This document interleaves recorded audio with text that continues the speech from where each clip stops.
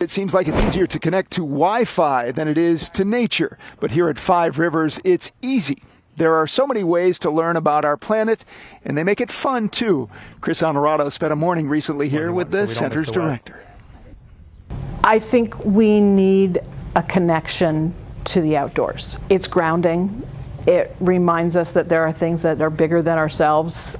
And one of the best places in the capital region to find that connection is at Five Rivers Environmental Education Center in Delmar. I love the feedback that you get in a nature center. I love seeing the reactions of the people who come in the door, or when you're out on the trail and somebody's excited because they've discovered something new for them. There are 10 miles of trails here. Some are paved for full accessibility and others are more rugged. They all take you through a variety of different habitats. 14 ponds on the property. Every single one of them is human-made. Gina Jack is the director at Five Rivers. The game farm needed ponds for rearing waterfowl. That's how this property was utilized from the early 1930s up until 1970, studying and growing the population of a species in serious decline. Today, with the State Department of Environmental Conservation now overseeing the land, it's a way for people, young and old, to interact with nature.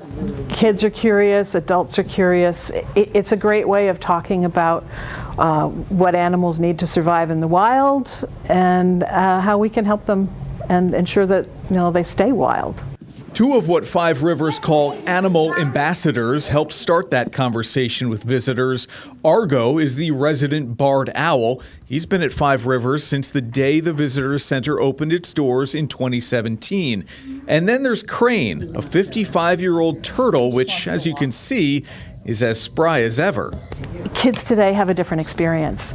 And so building that comfort that it's okay to get your hands dirty.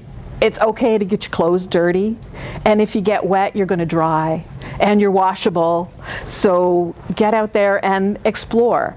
Five Rivers is also a bird watcher's dream. It's on the New York State Birding Trail with checklists available for you to keep track of what you see. Last year, in 2024, we had more than 150 different species of birds that were recorded on site. This place is a great example of what can happen when people work together. The group, Friends of Five Rivers, was established in 1972 when residents realized the value of this property, taking it from an abandoned piece of land to an education center.